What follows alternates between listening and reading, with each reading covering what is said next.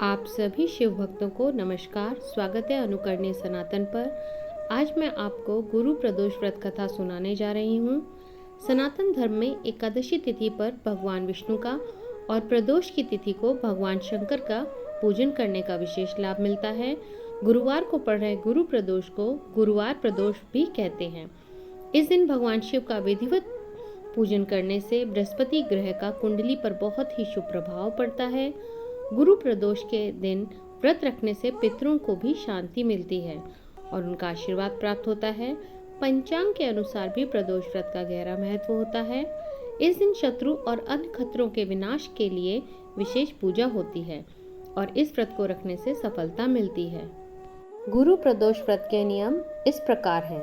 सनातन धर्म के अनुसार पितरों को खुश करने एवं किसी भी प्रकार के खतरे से मुक्ति पाने के लिए प्रदोष व्रत बहुत ही लाभप्रद माना जाता है। गुरुवार के दिन पड़ने वाले व्रत को गुरु प्रदोष व्रत कहते हैं।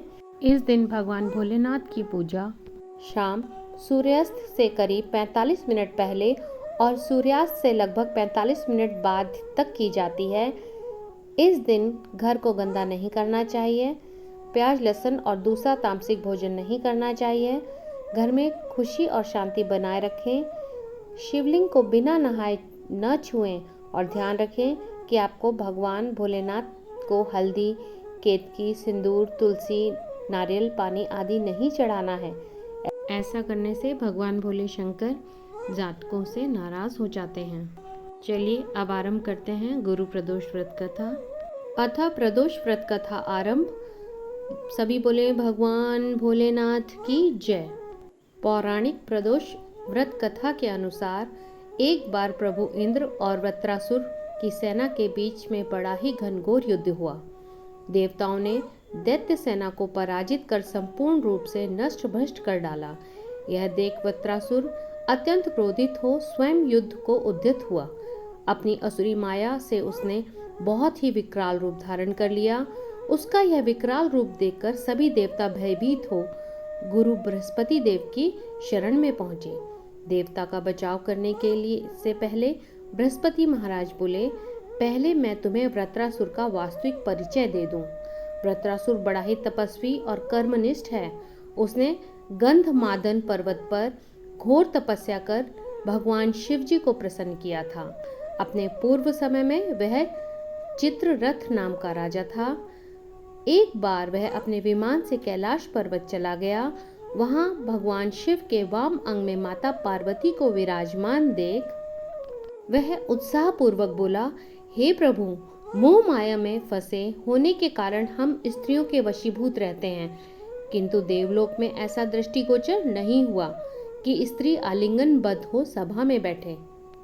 चित्ररथ के यह वचन सुनकर सर्वव्यापी भगवान भोलेनाथ मुस्कुराकर बोले, हे राजन, मेरा व्यवहारिक दृष्टिकोण पृथक है। मैंने मृत्युदाता कालकूट महाविष का पान किया है, फिर भी तुम साधारण जन की भांति मेरा और मेरी पत्नी का यूं उपहास उड़ाते हो। माता पार्वती क्रोधित हो चित्ररथ से संबोधित हुई, अरे दुष्ट, तूने मेरा और महेश्वर का इस प्रकार मजाक उड़ाया, अतः मैं तुझे ऐसा सबक दूंगी कि तू फिर कभी संतों का ऐसा उपहास करने का दुस्साहस नहीं करेगा। अब तू दैत्य स्वरूप धारण कर विमान से नीचे गिर, मैं तुझे श्राप देती हूँ। माता जगदम्बा भवानी के अभिशाप से चित्ररथ राक्षस योनि को प्राप्त हुआ और त्वष्टा नामक ऋषि के श्रेष्ठ तप से उत्पन्न हो वृत्रासुर बना। गुरु बृहस्पति देव आगे बोले, वृत्रासुर बचपन से ही शिव भक्त रहा है, अतः हे इंद्र, तुम बृहस्पति प्रदोष व्रत कर शंकर भगवान को प्रसन्न करो। देवराज ने गुरुदेव की आज्ञा का पालन किया। बृहस्पति प्रदोष व्रत किया। गुरु प्रदोष व्रत के प्रताप से भगवान इंद्र ने शीघ्र ही वृत्रासुर पर विजय प्राप्त कर ली और देवलोक में शांति छा गई। अतः प्रदोष व्रत हर शिव भक्त को अवश्य करना चाहिए।